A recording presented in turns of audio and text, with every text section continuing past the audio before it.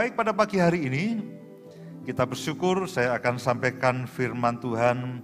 Saya berharap Roh Kudus akan menolong saudara semuanya. Saya berharap setiap kali kita mendengarkan firman Tuhan, setiap kali kita membaca Alkitab, itu Roh Kudus akan menolong kita semuanya, memberikan kita pengertian, memberikan hikmat dan mewahyukan akan setiap firman, akan setiap kebenaran, baik yang kita dengar maupun yang kita baca.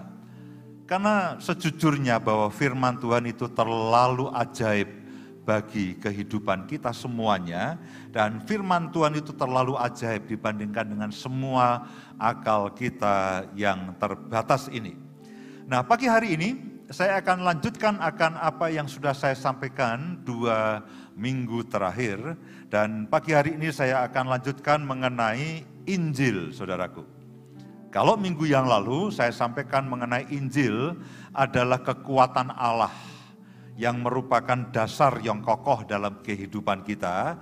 Nah, pada pagi hari ini dan mungkin juga pada hari-hari berikutnya, saya akan sampaikan mengenai mengalami akan Injil Kristus.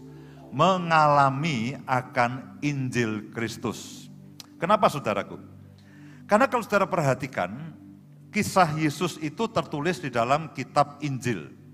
Matius, Markus, Lukas, Yohanes.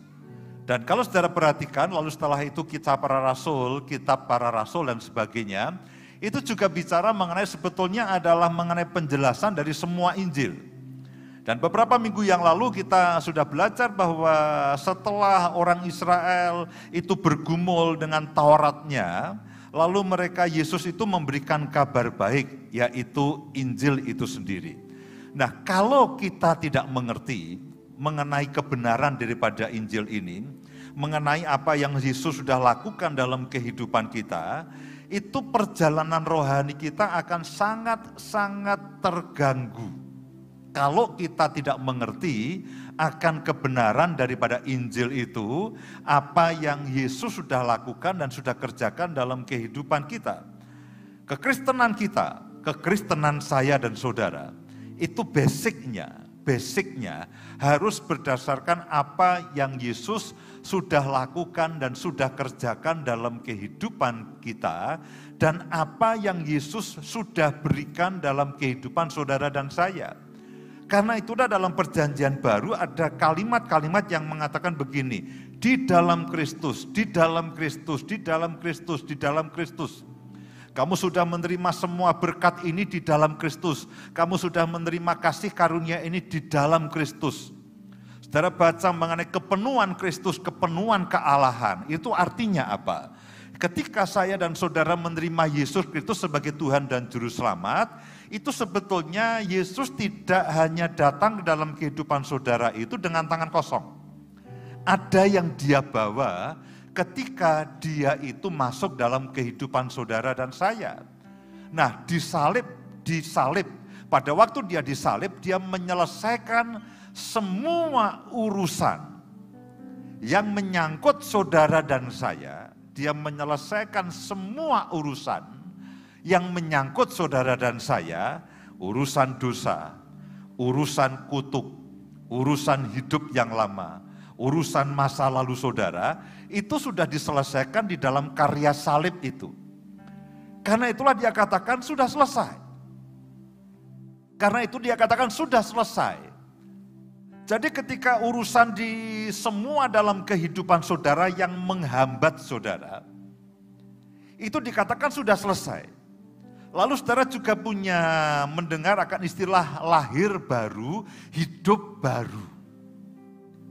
Semua urusan sudah selesai, yang menyangkut dosa, yang menyangkut kutuk hukum Taurat, yang menyangkut segala sesuatu, bahkan urusan dengan setan, urusan dengan iblis pun sudah selesai. Alkitab mengatakan bahwa semua musuh kita itu sudah dikalahkan dan diletakkan di bawah kaki kita. Bahkan bisa dikatakan sebetulnya saya dan saudara itu tidak punya musuh satupun. Tidak ada satu kuasa pun, suatu kuasa kegelapan apapun yang bisa itu merongrong dalam kehidupan saudara. itu tidak ada. Yesus sudah katakan, sudah selesai. Sehingga kepada saudara dan saya dikatakan kita ini umat pemenang. Bahkan lebih dari pemenang. Jadi urusan dengan dosa, urusan dengan kutuk, urusan dengan dosa masa lalu, urusan dengan kutuk nenek moyang, urusan dengan kuasa-kuasa kegelapan, itu Alkitab mengatakan bahwa semua sudah selesai. Sehingga dikatakan bahwa kita, saya dan saudara itu umat pemenang, bahkan lebih dari pemenang. Musuh-musuh itu sudah dikalahkan oleh Kristus. Pada waktu dia disalibkan, dia turun ke dunia orang mati, dia mengalahkan maut. Dia mengalahkan maut. Dan semua kuasa-kuasa itu diletakkan di bawah kaki saudara dan saya. Jadi praktis. Tidak ada satupun hambatan dalam kehidupan saudara dan saya. Sehingga apa? Pertumbuhan rohani saudara itu bisa maksimal. Sehingga ketika saudara mendengar kodrat ilahi, saudara mendengarkan akan panggilan surgawi, saudara mendengarkan akan rencana Allah dalam kehidupan saudara, itu sebetulnya tidak ada satu kuasa pun yang bisa menghalanginya. Alkitab mengatakan bahwa semua yang menghalangi dan yang mengikat hidup saudara dan saya, itu sudah selesai di kayu salib. Apa yang Yesus lakukan, apa yang Yesus kerjakan, yang dicatat di dalam Matius, Markus, Lukas, dan Yohanes, itu adalah awal daripada berita Injil itu, berita keselamatan, berita kesembuhan, berita kelepasan, berita kemenangan, dan apa yang Yesus lakukan dalam kehidupan saudara dan saya, itu tercatat di dalam Injil Matius, Markus, Lukas, Yohanes. Itulah gambaran dari apa yang Yesus sudah lakukan dalam kehidupan saudara dan saya, dan apa yang Yesus berikan dalam kehidupan saudara dan saya. Dan kitab rasul-rasul itu menjelaskannya, memperjelas apa yang saya dan saudara terima dari Yesus, dan menolong saudara dan saya bagaimana saudara itu berbuah dan hidup di dalam kodrat ilahi dan hidup di dalam panggilan surgawi. Pada intinya itulah yang disebut dengan Injil. Bisa tolong ditayangkan PowerPoint mengenai Injil itu apa? Injil atau kabar baik. Injil atau kabar baik adalah kasih Allah yang dinyatakan oleh Kristus untuk keselamatan manusia. Saya tolong ditayangkan di atas juga. Jadi Injil itu adalah kasih Allah yang dinyatakan oleh Kristus untuk manusia. Injil itu juga semua yang Allah berikan melalui Kristus. Semua yang Yesus lakukan untuk kita. Jadi mengenai kehidupan Yesus, mengenai apa yang Yesus ajarkan, mengenai bagaimana dia mati disalibkan untuk menebus dosa saudara dan saya, juga mengenai kebangkitannya, bagaimana dia mengalahkan maut, dia memberikan kemenangan untuk saudara dan saya, untuk keselamatan akan manusia. Nah, itulah Injil. Dan Alkitab mencatat ada yang disebut dengan Injil kerajaan, ada yang disebut dengan Injil kasih karunia, ada yang disebut dengan Injil damai sejahtera. Saya berharap satu waktu Roh Kudus akan menolong saya dan saudara, sehingga kita mengerti, kita diwahyukan akan semua sebetulnya apa yang Yesus sudah lakukan dalam kehidupan saya dan saudara. Jadi kalau saudara baca Matius, Markus, Lukas, Yohanes, lalu kisah para rasul dan semua kitab para rasul, itu semuanya menceritakan mengenai Injil, mengenai implementasinya, mengenai apa yang saudara harusnya sudah terima, mengenai bagaimana saudara hidup di dalam kebenaran Injil, bagaimana saudara menerima semua buah-buah dari Injil itu. Nah, ketidakmengertian kita seringkali itu menjadi keraguan. Iman kita, pengharapan kita jadi tidak solid. Nah, ketika iman dan pengharapan kita tidak solid, itu akan memberikan peluang, itu akan memberikan pijakan kepada kuasa-kuasa kegelapan untuk bermain dalam kehidupan saya dan saudara. Nanti saya akan ulangi sedikit mengenai Taurat, legalisme, dan juga liberalisme. Mari lihat sama-sama. Roma pasal yang pertama ayat yang ke-16. Roma pasal yang pertama ayat yang ke-16 sampai dengan ayat yang ke-17. Sebab aku mempunyai keyakinan yang kokoh dalam Injil. Ini kata Paulus. Sebab aku mempunyai keyakinan yang kokoh dalam Injil. Saudaraku, Paulus ini ahli Taurat. Paulus ini ahli Taurat.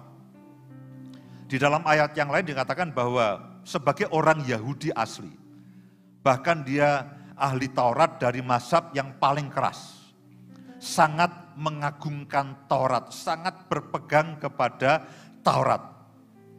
Tapi ketika dia sadar, dia diwahyukan oleh Yesus sendiri mengenai kabar baik, mengenai Injil yang Yesus sudah bawa itu, lalu dia mengganti dasar hidupnya.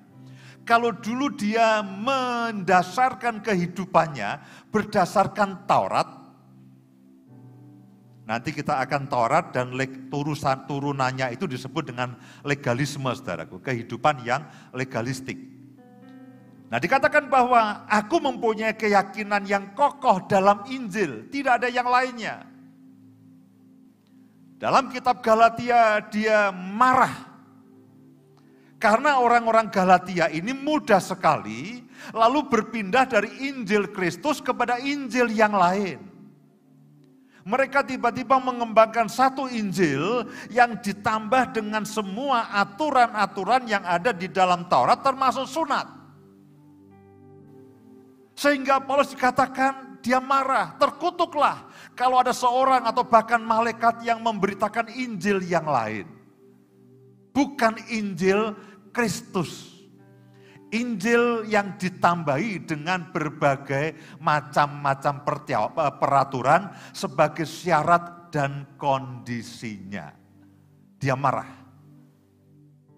Dan dia katakan begini, aku mempunyai keyakinan yang kokoh dalam Injil karena Injil adalah kekuatan Allah yang menyelamatkan setiap orang yang percaya. Pertama-tama orang Yahudi, tetapi juga orang Yunani.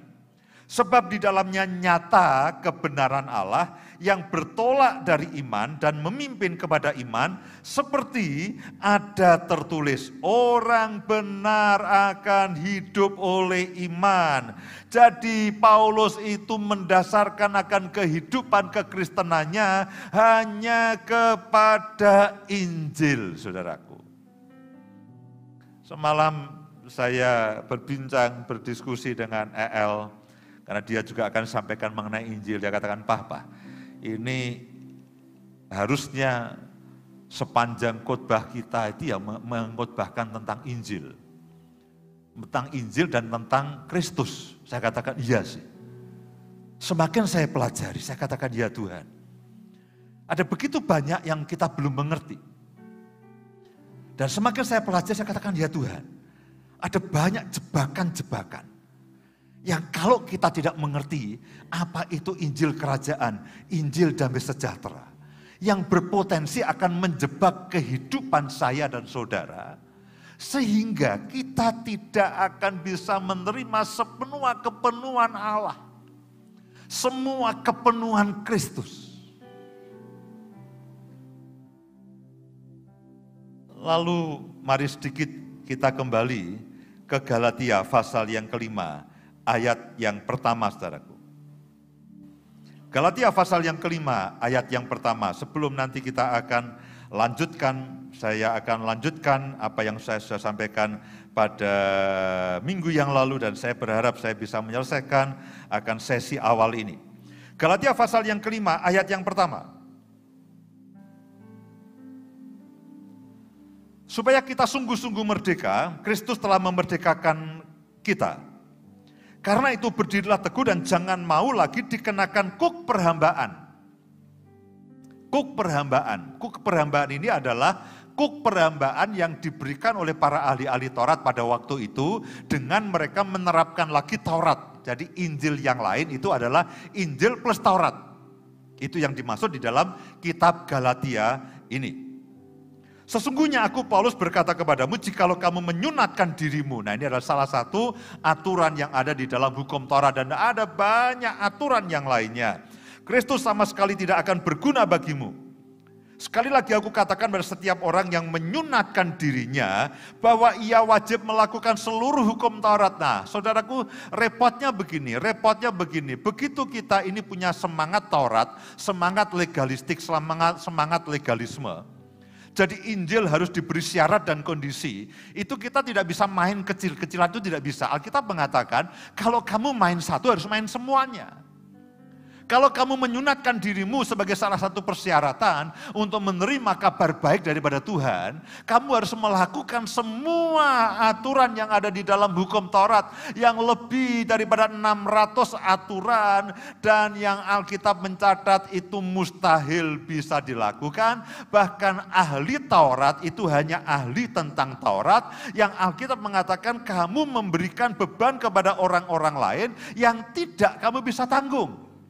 Mereka itu hanya ahli tentang peraturan. Lalu turunannya ada Talmud dan sebagainya dan sebagainya. Tapi Yesus katakan kamu ahli Taurat, kamu memberikan beban aturan kepada orang-orang lain yang kamu tidak bisa tanggung. Jadi ahli Taurat itu bukan ahli orang yang ahli melakukan Taurat, itu bukan. Bukan orang yang lulus Taurat, itu bukan. Alkitab mengatakan kamu menanggungkan beban kepada orang lain yang kamu tidak bisa tanggung dan tidak mau tanggung. Mereka hanya tahu tentang ahli mengenai aturan-aturannya, lalu orang lain disuruh melakukannya. Nah, semangat ini, acap kali secara tidak sadar, itu masuk dalam kehidupan kita. Orang bilang tidak ada makan siang gratis, itu kan tidak ada. Ya, tidak ada makan siang gratis. Tidak ada makan malam gratis. Semua ada maksudnya. Nah, kita itu hidup di dalam dunia yang tidak ada gratis. Jadi susah sekali sebetulnya, saya dan saudara lepas dari legalisme itu susah. Kita tidak terlalu yakin bahwa betul-betul sudah selesai, itu kita tidak terlalu yakin. Misalkan begini, Alkitab mengatakan terkutuklah orang yang disalibkan. Siapa? Yesus. Dia terkutuk kenapa? Untuk menanggung kutuk saudara dan saya. Untuk meyakinkan orang yang gagal bahwa sebetulnya sudah tidak ada kutuk lagi dalam kehidupanmu. Itu kadang-kadang susah loh saudara. Lah buktinya apa? Nenek moyangku begini, aku begini. Loh ini kan kutuk. Untuk meyakinkan, bahkan mereka akan berikan bukti-bukti hitam di atas putih. Loh ini loh Pak, garis keturunan saya. Nenekku dukun, bapakku dukun, aku ini semi-semi dukun. Untuk mencoba meyakinkan bahwa semua kutuk, semua hubungan apapun dalam bentuk apapun, itu sudah diselesaikan Yesus di kayu salib. Untuk meyakinkan itu, kadang-kadang kita perlu berbantah dan orang mengatakan ini loh buktinya, ini loh buktinya. Sampai Paulus mengatakan, kamu betul-betul diperhamba.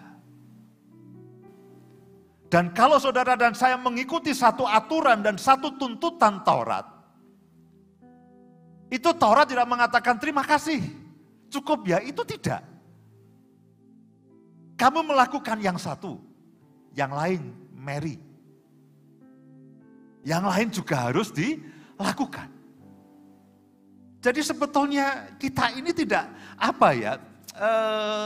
tidak biasa menerima sesuatu anugerah. Tapi keselamatan itu anugerah.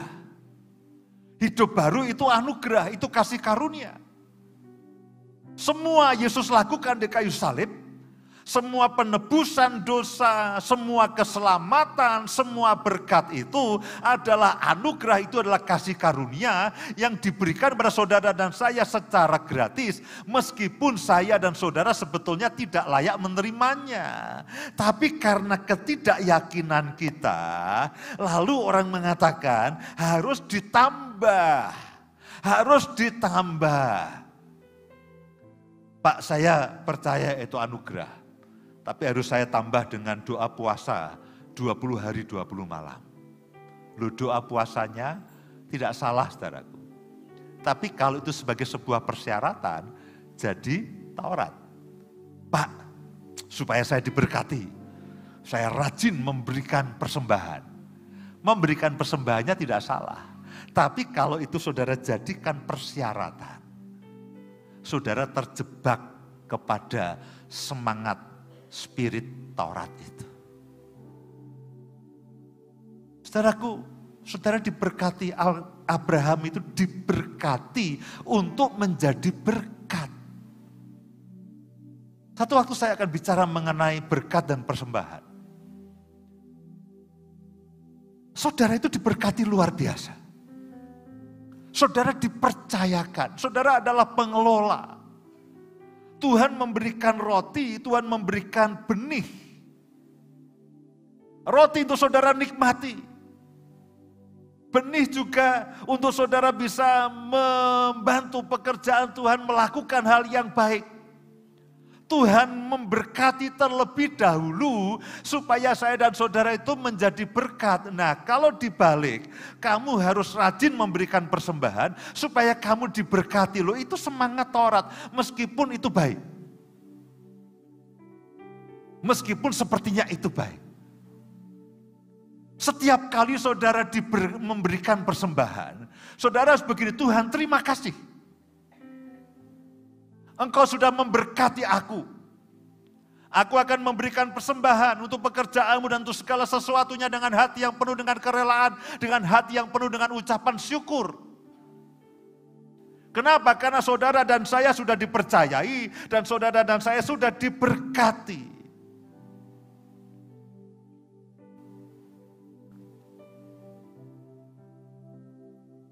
Sekali lagi aku katakan kepada setiap orang yang menyunatkan dirinya bahwa ia wajib melakukan seluruh hukum Taurat. Ayat yang keempat. Kamu lepas dari Kristus jikalau kamu mengharapkan kebenaran oleh hukum Taurat, kamu hidup di luar kasih karunia. Saudaraku, Taurat itu gunanya apa sih? Roma pasal yang ketiga ayat yang ke-20.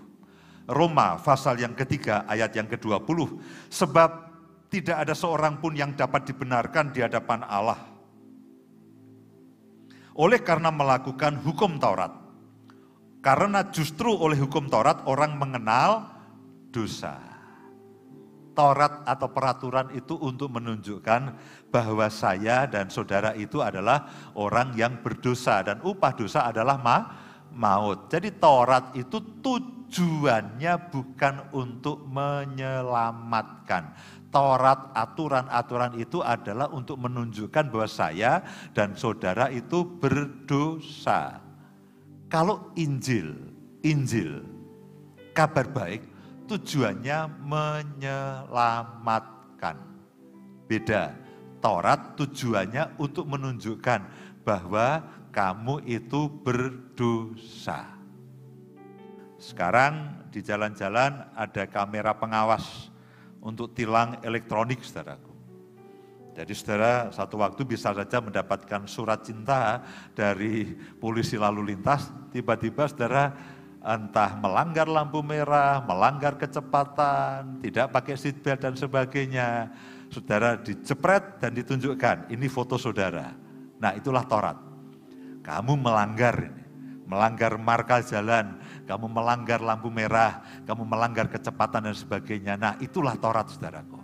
Taurat itu tujuannya untuk menunjukkan saya dan saudara adalah orang berdosa, orang yang tidak mampu. Itu Taurat.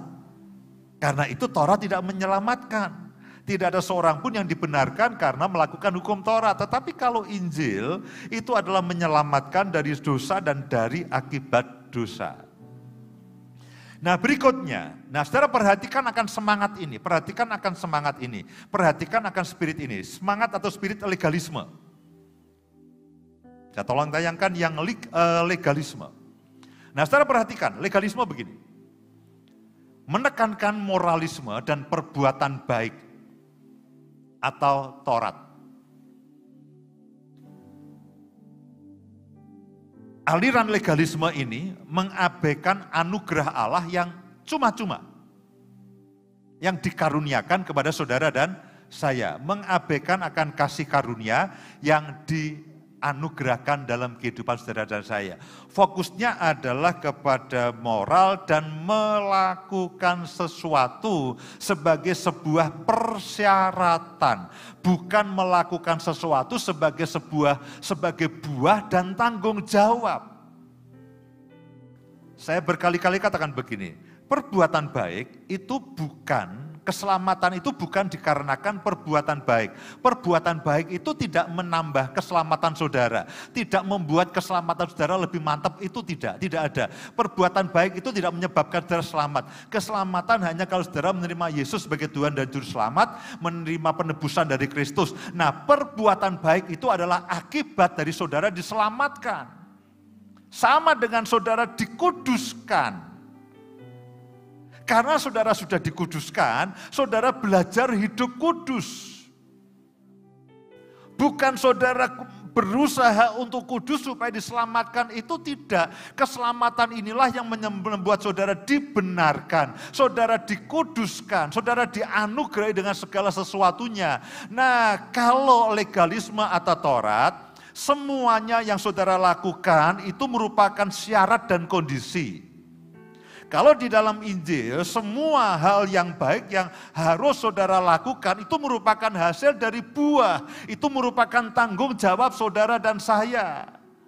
Kerjakanlah keselamatanmu, itu bukan berarti begini, keselamatan yang kita terima itu separuh. Lalu kita kerjakan supaya makin selamat, itu bukan. Kerjakanlah keselamatan itu artinya begini, saudara sudah selamat, saudara isi itu. Ya seperti Martin itu sudah lulus, kerjakanlah kelulusanmu. Artinya apa? Ya habis ini entah apa yang kamu lakukan, kamu melayani, kamu bekerja apapun untuk mengisi akan kelulusanmu itu. Orientasi bukan kepada karya Kristus, tapi usaha melakukan sesuatu dan perbuatan baik. Akibatnya apa? Kita akan pamrih. Pamrih itu jadi Tuhan, aku sudah melayani, berkati aku dong. Itu pamrih. Nah kacau itu saudaraku. Saudara melayani kalau saudara sudah dilayani. Saudara mengasihi karena saudara sudah dikasihi. Saudara memberi karena saudara diberkati. Nah kebalik-balik, acap kali kebalik-balik. Nah begitu kita kebalik-balik, kehidupan kita akan kacau. Kehidupan kerohanian kita akan kacau. Dan itu akan memberikan pijakan kepada kuasa kegelapan untuk terus mengacaukan iman. Sehingga akibatnya apa? Iman kita itu tidak pernah solid. Iman kita hari ini merasa beriman, besok pagi tidak merasa beriman, hari ini oke, besok tidak oke, hari ini mantap, besok ragu-ragu dan sebagainya. Kita akan pamrih kalau aku sudah melayani Tuhan, berkati aku sudah memberi diri Tuhan, berkati aku. Nah bukan begitu prinsipnya. Kalau seperti itu saudara akan tidak pernah merasa layak. Apa sih perbuatan dan pemberian saudara yang bisa menjadi syarat saudara diberkati dan menjadi syarat saudara dianugerahi keselamatan itu apa? Kalau berkat yang saudara terima adalah berdasarkan persyaratan yang saudara buat, saudara kan banyak gagalnya. Lalu iman dan pengharapan saudara untuk menerima berkat didasarkan kepada investasi rohani saudara. Nah, kacau saudaraku. Akibatnya apa? Iman saudara untuk diberkati itu goncang terus, tidak pernah yakin. Saudara dan saya diberkati itu karena Kristus. Saudara diberkati itu karena Kristus, karena salib Kristus. Karena saudara sudah ditebus dari kehidupan yang lama, saudara diberkati. Nah, iman saudara dan saya itu harus berdasarkan akan Injil, akan kabar baik, akan karya Kristus, akan karya salib. Bukan karena perbuatan-perbuatan baik ini, saudaraku. Jangan mau di sini, ini tidak akan pernah cukup kokoh. Karena itulah Paulus katakan keyakinanku itu pada Kristus. Kepada apa yang Kristus lakukan untuk saya dan kepada apa yang Kristus bawa dalam kehidupan saya. Ya itu saja. Jangan dicampur aduk. Nah ini bikin kacau. Ini bikin kacau iman dan saudara saya. Iman dan pengharapan kita. Lalu timbal balik, pamrih timbal balik, kita tidak merasa aman. Kita akan terus terintimidasi. Begitu kita melakukan kekeliruan. Kita puasa, aduh. Lihat es krim ngiler, aduh. Puasa saya batal. Saya tidak jadi diberkati. Bukan itu saudara. Saudara diberkati. Karena Kristus ada dalam hidup saudara dan saya. Bukan yang lainnya. Kalau tidak kita akan ragu-ragu. Kita bimbang ketika kita menjadi gagal, saudaraku. Coba Roma pasal yang pertama, ayat yang ketiga. Sebab tidak seorang pun, Roma pasal yang pertama. Efesus sepertinya ya. Efesus pertama ayat yang ketiga. Puji Tuhan, tidak salah. Terpujilah Allah dan Bapa Tuhan kita Yesus Kristus yang dalam Kristus. Saudara, nanti kalau saudara baca perjanjian baru, itu akan ada banyak kalimat dalam Kristus, dalam Kristus, dalam Kristus, dalam Kristus. Artinya apa? Itu yang saudara dan saya terima bersama-sama dengan Kristus. Itu yang saudara dan saya terima bersama-sama dengan Kristus. Itu karena apa? Kalau asuransi itu asuransi all risk, semuanya sudah ada di situ. Saudara ke hotel, pesan hotel, beli voucher hotel, akan ditanya termasuk sarapan atau tidak? Oh termasuk saudara dapat voucher hotel, termasuk include breakfast, termasuk sarapan. Kalau tidak saudara harus cari bubur ayam di depan hotel. Nah Injil tidak begitu. Injil tidak membuat saudara cari bubur ayam. Itu include. Dalam Kristus itu artinya semua dalam Kristus.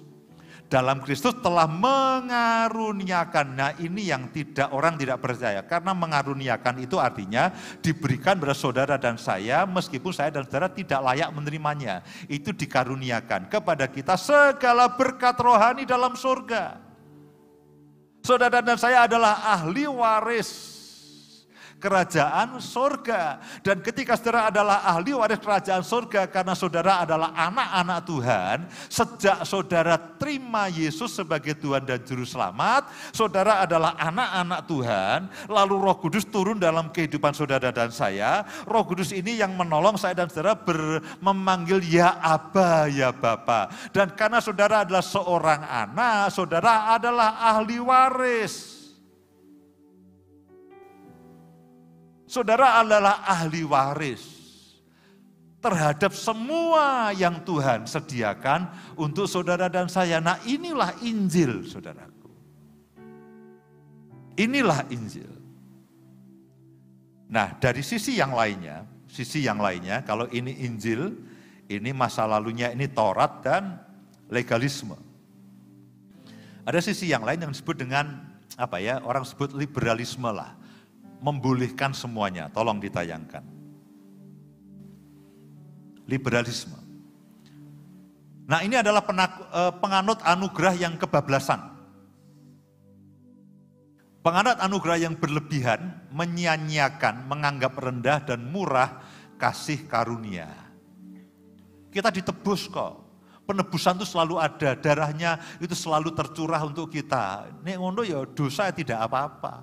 Wong kita ditebus, kita dikasih karuniai. Darah Yesus menyucikan kita dan nanti kita bisa minta ampun lagi, kita berdosa lagi. Nah itu anugerah yang kebablasan, saudara. Itu artinya orang yang tidak bertanggung jawab. Keselamatan kan karena kasih karunia, buat apa kita menginjil? Toh Tuhan nanti yang akan mengirim malaikat penginjil, malaikat penuai untuk menuai mereka. Kita nggak usah ngapa-ngapain, kita nggak usah berdoa, kita nggak usah melakukan segala sesuatu, kita nggak usah melayani. Toh ada Roh Kudus, ada malaikat, malaikatlah yang melayani dan sebagainya. Nah itu kebablasan, saudara. Saudara harus baca Alkitab, baca Alkitab, baca Alkitab. Paulus katakan, aku tidak mau menyia-nyiakan kasih karunia Allah. Nah dua sisi ini sama-sama bahayanya. Akibatnya apa? Mengabaikan pertobatan. Tidak berbuah. Tidak bertanggung jawab. Mengabaikan apa? Disiplin rohani. Kalau saudara baca kitabnya Paulus, itu bicara mengenai disiplin rohani. Hendaklah kamu senantiasa berdoa, senantiasa berbagi, senantiasa melayani, senantiasa. Cuman tempatnya bukan di sini senantiasa. Ini semua oleh kasih karunia. Coba buka 1 Korintus 15 ayat yang ke-10. Semoga saya tidak salah dengan ayat ini. Mungkin Budi Rardo bisa tolong 1 Korintus 15. Tidak membuat kasih karunia itu sia-sia, puji Tuhan. Tetapi karena kasih karunia Allah, aku adalah sebagaimana aku ada sekarang. Dan kasih karunia yang dianugerahkannya kepadaku tidak apa? Sia-sia. Sebaliknya aku telah bekerja lebih keras daripada mereka semua. Tetapi bukannya aku, melainkan kasih karunia Allah yang menyertai aku. Ibaratnya begini, Martin itu baru lulus. Ya, dibiayai oleh orang tuanya dengan doa dan air mata mungkin Ibu ya. Saya nggak tahu dengan doa dan air mata atau tidak. Ya lalu tiap kali didoakan supaya lulus dan sebagainya. Nah sikap Martin, toh yang ngongkosi ayah ibuku, ini toh muda saya, ya sudahlah. Nah itu artinya menyia-nyiakan kasih karunia. Nah ketika dia lulus, dia katakan, aku harus bertanggung jawab. Ya, terima kasih ayah, terima kasih ibu. Aku akan gunakan kelulusan ini dengan bertanggung jawab. Nah, itu yang artinya ayat ini. Nah, kelompok-kelompok yang mengabaikan kasih karunia, ya aku tidak bayar kok. Yang bayar ayahku, yang bayar ibuku. Yang ngajar juga sekolahku, ya sudah ngapain. Nah ini liberalisme, ini yang disebut dengan menyia-nyiakan kasih karunia. Saudara tidak bisa begitu, saudara tahu jangan terjebak di legalisme. Tapi juga jangan menyia-nyiakan akan setiap kemurahan, setiap kasih karunia, setiap kebaikan yang Tuhan sudah berikan pada saudara dan saya, kerjakan dengan baik. Oke, dengan cepat, saya sudah susun untuk saudara. Bagaimana mengalami Injil? Paling tidak ada 7 hal yang saudara perlu tangkap di dalam 15 menit ke depan. Ya, bagaimana kita mengalami Injil? Pak, Injil itu apa sih Pak? Oh ya kabar baik, itu kan persamaannya, sinonimnya. Lalu kontennya itu apa? Banyak saudaraku. Itu memang sangat banyak, belasan dan bahkan puluhan. Saya coba berikan saja 7 terlebih dahulu. Injil itu artinya apa? Yang pertama. Injil itu artinya saudara dikasihi. Yohanes pasal yang ketiga, ayat yang ke-16. Injil Yohanes pasal yang ketiga, ayat yang ke-16. Injil itu artinya saudara dikasihi. Mengalami Injil artinya saudara mengalami kasih Kristus. Karena begitu besar kasih Allah kepada akan dunia ini sehingga ia telah mengaruniakan anaknya yang tunggal. Supaya apa? Setiap orang yang percaya kepadanya tidak binasa. melainkan beroleh hidup yang kekal. Sebelum saya lupa, nanti kita akan berdoa bagi Bapak Ibu yang memerlukan doa, entah yang lewat radio atau lewat YouTube atau yang di sini, nanti pada waktu sebelum kita perjamuan.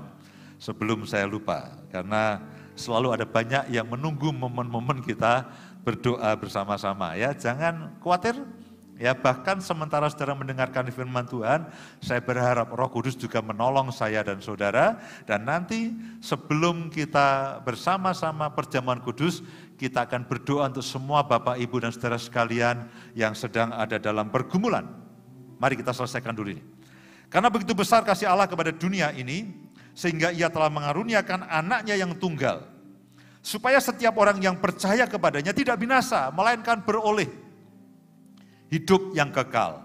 Sebab Allah mengutus anaknya ke dalam dunia, bukan untuk menghakimi dunia, melainkan untuk menyelamatkan oleh Dia, oleh Kristus. Mengalami Injil artinya mengalami kasih Kristus. Dikatakan bahwa Dia datang bukan untuk menghakimi dunia. Yang menghakimi dunia itu adalah Taurat tadi. Itu yang menghakimi dunia. Yang membuat saya dan saudara tidak merasa layak, itu Taurat, syarat dan kondisi. Sehingga saudara dan saya selalu gagal. Saudaraku, doa saudara dan saya tidak pernah sempurna, betul ya? Puasa saudara tidak pernah sempurna. Apapun yang saudara lakukan tidak pernah sempurna. Pelayanan saudara dan saya itu tidak pernah sempurna, saudaraku. Nah, kalau kita mendasarkan kepada Taurat, ketidaksempurnaan itu akan menjadi ajang penghakiman. Ketidaksempurnaan yang saya dan saudara lakukan itu akan menjadi ajang penghakiman. Nah, Yesus tidak begitu karena kasih Allah. Bahkan Alkitab mengatakan Dia mengasihi saudara pada waktu saudara dan saya masih ada di dalam dosa. Nah, kasih Allah itu menyelamatkan, bukan menghakimi. Yang menghakimi itu Taurat. Yang menyelamatkan itu adalah kasih Allah. Dan saudara dan saya, ketika saudara dan saya mengalami Injil, artinya saudara mengalami kasih Allah dan saudara sudah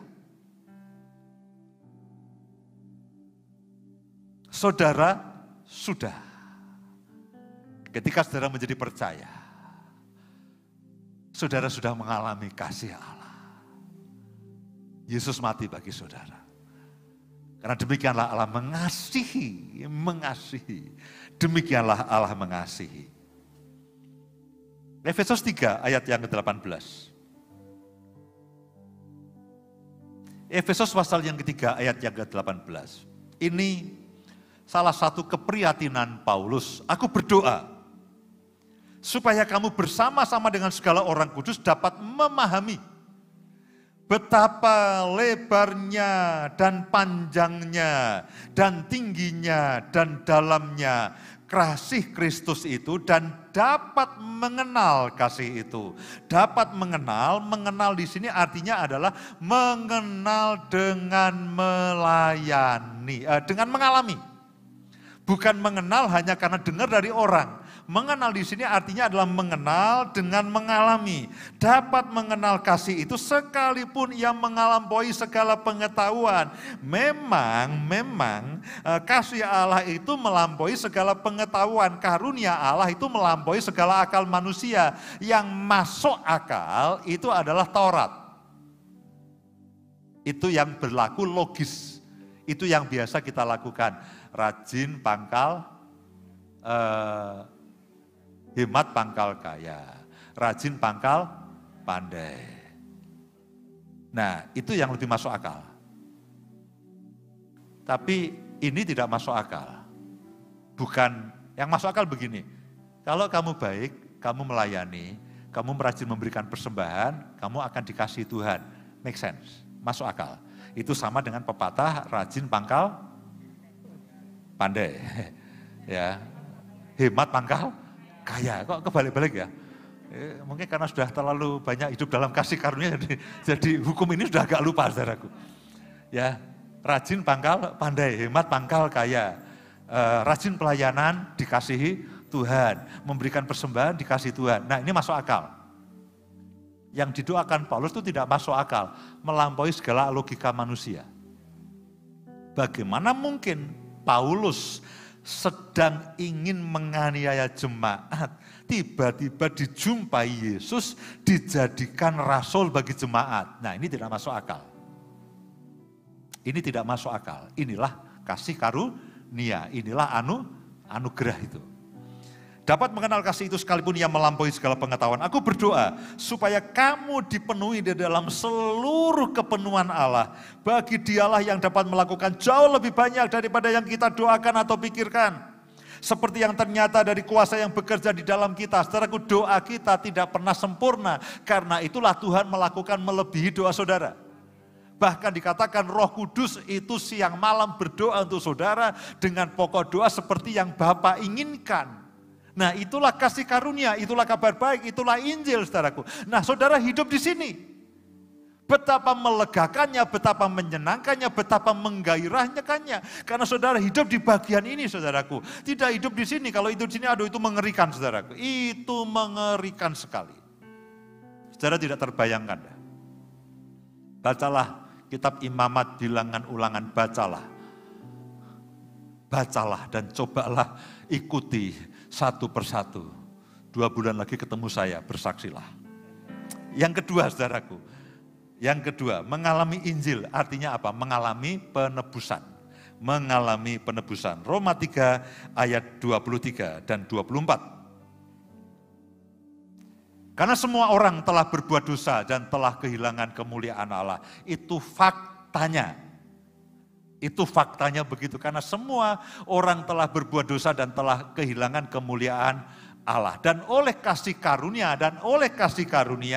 kamu dibenarkan dengan cuma-cuma karena apa? Penebusan dalam Kristus Yesus.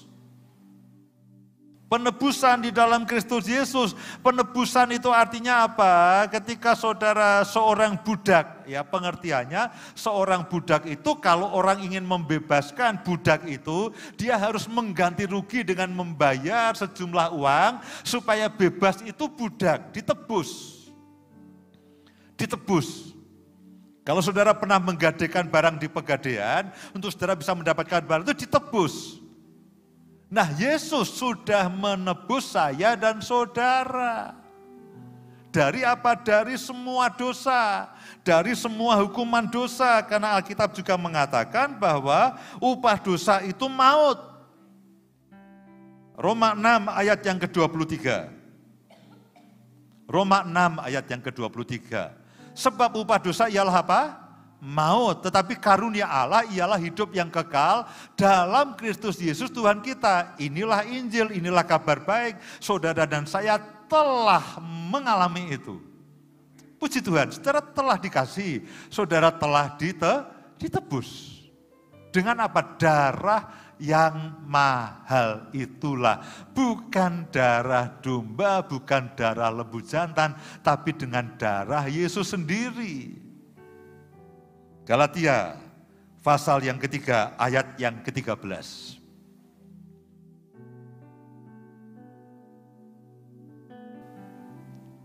Saudara tidak usah mencatat, ya nanti akan ada ringkasannya disebarkan ke semua saudara. Ya fokus saja, perhatikan, baca. Saudara tidak usah mencatat lah, ya. Tapi Bu Lili sukanya mencatat, ya boleh mencatat. Ya karena beberapa orang dengan mencatat lebih masuk lah. Oke, yang saudara biasa mencatat, catatlah. Ya, tapi kalau saudara, Pak, aku mau fokus, silakan. Nanti akan dibagikan ringkasannya. Kristus telah menebus. Puji Tuhan ya, Kristus telah menebus kita dari apa? Dari apa? Kutuk hukum Taurat. Dengan jalan menjadi kutuk karena kita. Sebab ada tertulis, terkutuklah orang yang digantung pada kayu salib. Jadi maaf saudaraku, kalau saudara masih merasa sebagai orang yang terkutuk, maafkan saya, jangan tersinggung. Kalau saya katakan sebetulnya bahwa kutukmu itu sudah ditanggung Yesus di kayu salib. Kutuk nenek moyangmu, kutuk neneknya temanmu, itu semuanya sudah ditanggung Yesus, saudaraku. Loh ini kutuknya sahabat saya loh Pak. Saudaraku kok baik hati, kutuknya teman kok ditanggung semuanya itu lah ngapain tuh? Dikatakan terkutuklah orang yang digantung pada kayu salib. Inilah penggantian itu, penebusan itu. Saudara tidak percayalah.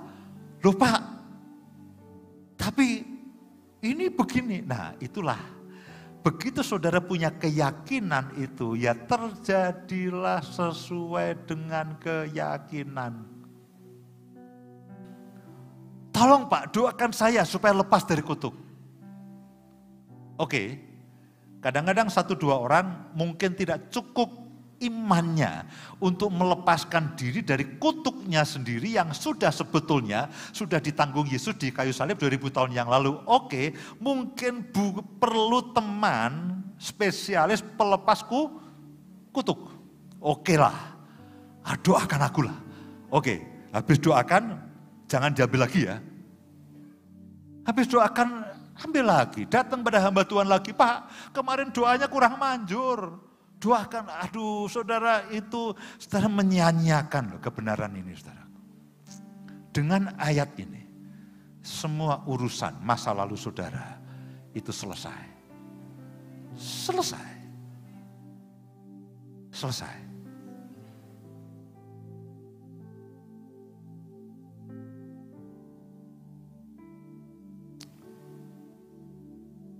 Galatia pasal yang keempat ayat yang kelima. Galatia pasal yang keempat ayat yang kelima. Ia diutus untuk menebus mereka yang takluk kepada hukum Taurat supaya apa? Diterima menjadi anak. Ayat ini ajaib saudara. Ia diutus untuk menebus mereka yang takluk kepada hukum Taurat, ditebus supaya saudara tidak ada di sini. Tidak di bawah hukum Taurat. Saudara ditebus menjadi anak.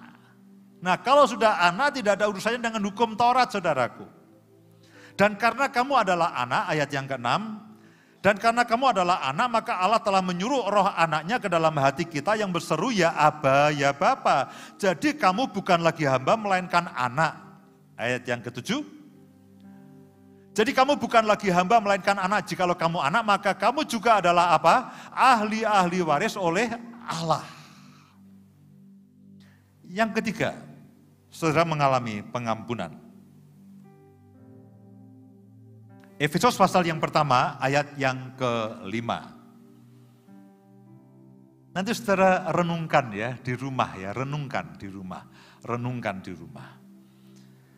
Dalam kasih ia telah menentukan kita dari semula oleh Yesus Kristus untuk menjadi anak-anaknya sesuai dengan kerelaan kehendaknya. Supaya terpujilah kasih karunia-Nya yang mulia, yang dikaruniakannya kepada kita di dalam Dia yang dikasihinya. Sebab, ayat yang, yuk jalankan aja, 5, 6, 7, 8. Sebab di dalam Dia dan oleh anugerah dan oleh darahnya, kita beroleh penebusan, yaitu apa? Pengampunan dosa, menurut apa? Kekayaan kasih karunia-Nya yang dilimpahkannya kepada kita dalam segala hikmat dan pengertian.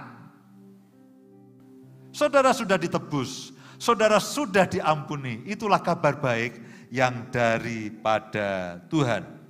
1 Yohanes pasal yang pertama ayat yang ke-9, ini jaminan pengampunan dosa.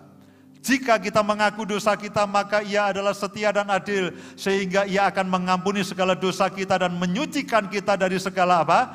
Kejahatan. Ini jaminan pengampunan dosa. Hafalkan, kalau tidak hafal setiap kali salah minum air segelas saudaraku. Ini zaman saya dulu pemuritan. Begitu selesai saat teduh kembung. Karena ayatnya masih banyak yang salah saudaraku. 1 Yohanes pasal yang kedua, ayat yang pertama dan ayat yang kedua. Anak-anakku, hal ini kutuliskan kepada kamu supaya kamu jangan berbuat dosa. Namun jika seorang berbuat dosa, karena kita ini masih tinggal ya di dalam dunia ini, potensi untuk berbuat dosa masih ada. Meskipun sebetulnya kita masih sudah dibebaskan dari semua tabiat dosa. Namun jika seorang berbuat dosa, kita mempunyai seorang pengantara pada Bapa, yaitu Yesus Kristus yang adil. Dan ia adalah pendamaian untuk segala dosa kita, dan bukan untuk dosa kita saja, tetapi juga untuk dosa seluruh dunia, saudaraku. Jadi kita sudah diampuni, bahkan ayat ini mengatakan untuk dosa yang kita belum lakukan, itu sudah ada pengampunannya. Tapi jangan gunakan ini sebagai kesempatan untuk berbuat dosa. Keputusan ada di tangan saudara. Janganlah menjadi orang yang menyia-nyiakan akan kasih karunia. Yang keempat, diselamatkan. Mengalami Injil berarti mengalami keselamatan. Yohanes pasal yang ke-6, ayat yang ke-47. Injil Yohanes pasal yang ke-6, ayat yang ke-47. Aku berkata kepadamu, sesungguhnya barang siapa percaya, ia mempunyai apa? Hidup yang kekal. Itulah keselamatan. Efesus pasal yang kedua, ayat yang ke-8. Sebab karena kasih karunia kamu diselamatkan oleh apa? Oleh iman. Itu bukan hasil usahamu, tetapi pemberian Allah. Nah, kata keselamatan, saudaraku tolong ditayangkan kata selamat itu apa? Kata paling umum yang diterjemahkan selamat adalah sozo. Secara harafiah mempunyai arti membebaskan, melindungi, menyembuhkan, memelihara, membuat utuh, mencakup juga tidak hanya keselamatan dalam kekekalan, tetapi juga kesembuhan, kelepasan, dan kemakmuran hari ini, saudara. Ajaib, saudara sudah dan sedang mengalami mulai sejak saudara itu terima Yesus sampai di dalam kekekalan. Yang berikutnya, dijadikan anak. Dijadikan anak.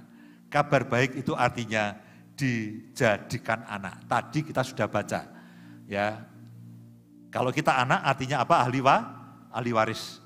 Kalau kita ahli waris artinya kita apa? Berhak menerima semua janji Allah. Roma pasal yang ke-8 ayat yang ke-17. Roma pasal yang ke-8 ayat yang ke-17. Dan jika kita adalah anak, maka kita juga adalah ahli waris. Maksudnya orang-orang yang berhak menerima janji-janji Allah yang akan menerimanya bersama-sama dengan Kristus. Yaitu jika kita menderita bersama-sama dengan dia, supaya kita juga dipermuliakan bersama-sama dengan dia. Nanti kita akan bicara bagaimana menderita di dalam kemuliaan. Ada sesinya sendiri. Jangan takut dengan menderita di dalam kemenangan, dalam kemuliaan. Yang berikutnya, yang ke-6. Lebih dari pemenang. Roma pasal yang ke-8 ayat yang coba ke-38, Roma 8:38. Nah, saudara nanti baca mulai dari ayat yang ke-31 ya. Sebab aku yakin bahwa baik maut maupun hidup, baik malaikat-malaikat maupun pemerintah-perintah, baik yang ada sekarang maupun yang akan datang. Ayat 39.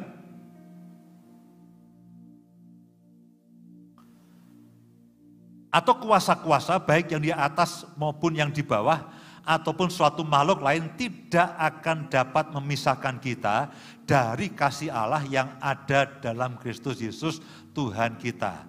Ayat yang sebelumnya mengatakan saya dan saudara lebih dari pemenang.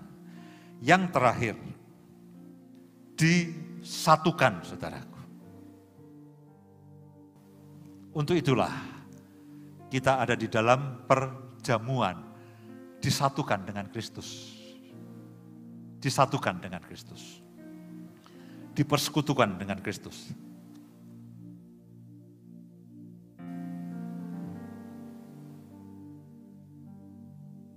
Yohanes pasal yang ke-6 ayat yang ke-53. Bu Indah silakan maju ke depan. Injil Yohanes pasal yang ke-6 ayat yang ke-53. Maka kata Yesus kepada mereka, aku berkata kepadamu sesungguhnya jikalau kamu tidak makan daging anak manusia dan minum darahnya, kamu tidak mempunyai hidup di dalam dirimu. Barang siapa makan dagingku dan minum darahku, ia mempunyai hidup yang kekal, dan aku akan membangkitkan dia pada akhir zaman. Perhatikan baik-baik, sebab dagingku adalah benar-benar makanan, dan darahku adalah benar-benar minuman. Barang siapa makan dagingku dan minum darahku, ia tinggal di dalam aku, dan aku di dalam dia. Saudaraku, kita menantikan pernikahan anak domba, kita menantikan pernikahan anak domba. Sebetulnya, sekarang ini, saudara dan saya, itu sudah dinikahkan dan menjadi satu dengan Yesus. Dalam kekekalannya nanti. Tapi setiap kali saudara makan dan minum tubuh dan darah Yesus, Alkitab mengatakan, saudara dan saya ada di dalam Kristus. Kristus di dalam saudara. Sekarang ini, itu hal yang tidak pernah terbayangkan. Di dalam hukum Taurat, bahkan para nabi, dalam perjanjian lama, dalam mimpi paling liarnya mereka sekalipun, itu tidak pernah mereka membayangkan bahwa satu waktu umat Tuhan itu nyatu dengan Sang Juru Selamat. Bukan hanya menerima keselamatan, bukan hanya menerima berkat, bukan hanya menerima terobosan, tapi saudara dan saya itu nyatu dengan sumber berkat itu. Saudara nyatu dengan sumber dari terobosan itu. Saudara nyatu dengan sumber semua penyembuh. Itu tidak terbayangkan, saudara. Ketika pada zaman perjanjian lama orang berusaha untuk melakukan sesuatu supaya Injil membuat saudara hanya menerima apa yang Yesus bisa lakukan untuk saudara dan sudah lakukan untuk saudara. Dan apa yang Yesus bawa dan bukan hanya yang Yesus bawa, Injil membuat saya dan saudara, Yesus itu sekarang juga ada di dalam kehidupan. Amin. Itulah kabar baik. Itulah kabar baik.